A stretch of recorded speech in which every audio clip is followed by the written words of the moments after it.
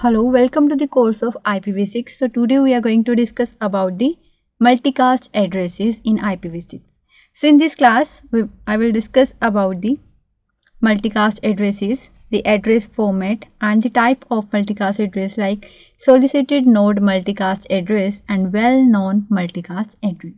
So starting with the first, that is the IPv6 multicast address. So what is a multicast addresses? The multicast addresses are the addresses that are given to the group of devices in a network. So in multicast communication, what happen? A single source will send a message to a multiple users or that are in defined group. So it means the message is sent to the multiple user and it is received by the multiple users simultaneously. So here an IPv6 multicast address define a group of devices known as multicast group. So a packet sent to a multicast group always has a unicast source address. It means a device which is sending a message or a data to a particular group, it will have a unicast source address. And as well, a multicast address can never be a source address. It means the multicast address, if a source or a sender use the multicast address, then it will not will able to send a message in a group. So it means if a sender if a device want to send something in a group, then it must have a unicast source address associated to it. So the prefix for IPv6 multicast address is as in hexadecimal it is represented as FF00, then double colon, then the /8, and in binary it is represented as 1111 and then 1111 and then the series of zeros 0000 00 and 00. Then IPv4 equivalent address, the IPv4 that is equivalent to this IPv6 multicast address is a 224.0.0.0/4. So this is the IPv4 address that is equivalent to the IPv6 multicast address. So the format of the IPv6 multicast address is as it is has 8 bit that is represented as series of 1, and in if we want to represent in hexadecimal it is represented as FF. Then is the 4 bit. So these 4 bit will represent the flags and next 4 bit will represent the scope field. So here the scope will define the range to which router can forward the multicast packet. So here the it will define the router will send the message to in particular range or in which particular range. After that, this next 112 bits will represent the group ID. So here the group ID identifies the multicast group, either it is a permanent group or a transient group. So let's discuss about the first. We are going to discuss about the scope bits. So here the 4 bit that is represented as scope bit field, here if it is represented as 0, it means the scope of the multicast messages is reserved, and if it is represented by 1, then the node local, then it is a device local scope.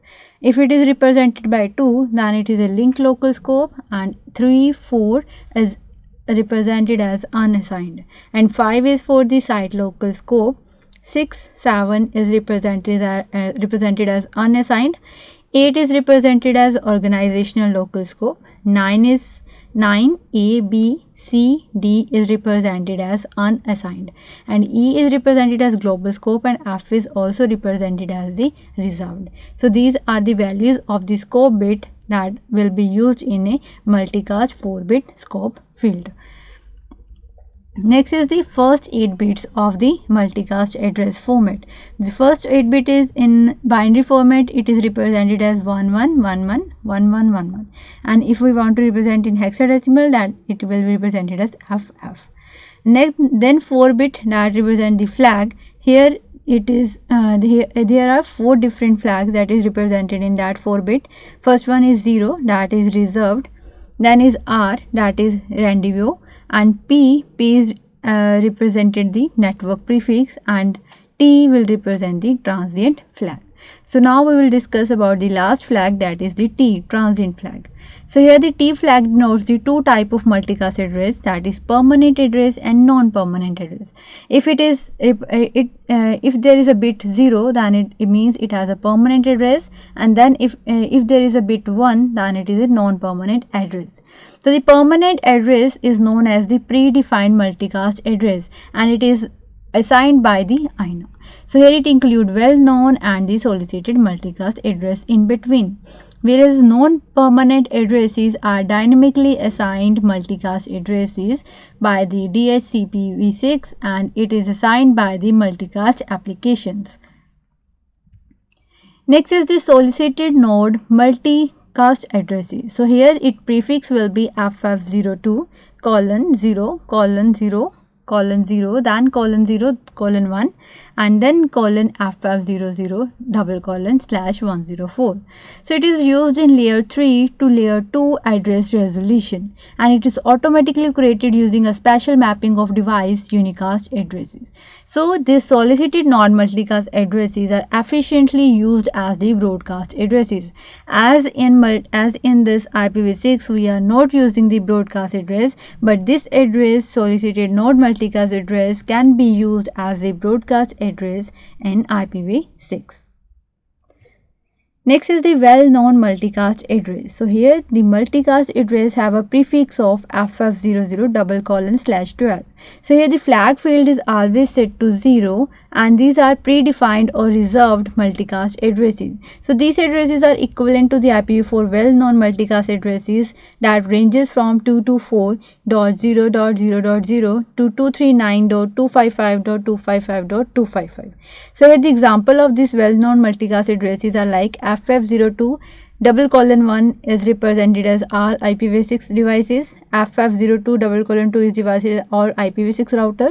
FF02:5 is given to the all OSPF PF-v3 routers, and FF02:A is given to the all EIGRP IPv6 routers.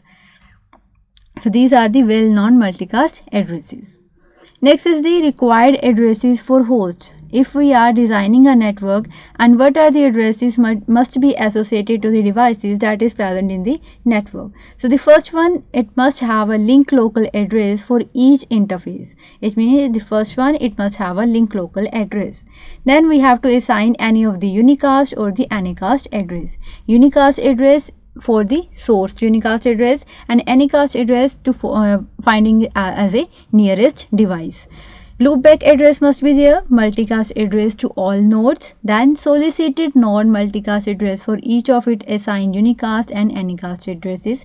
Last one, multicast address of all other groups to which the host belong. So these are the addresses must be assigned to the device that we want to connect into the network. The next one is the required addresses for the router that we want to connect into the network.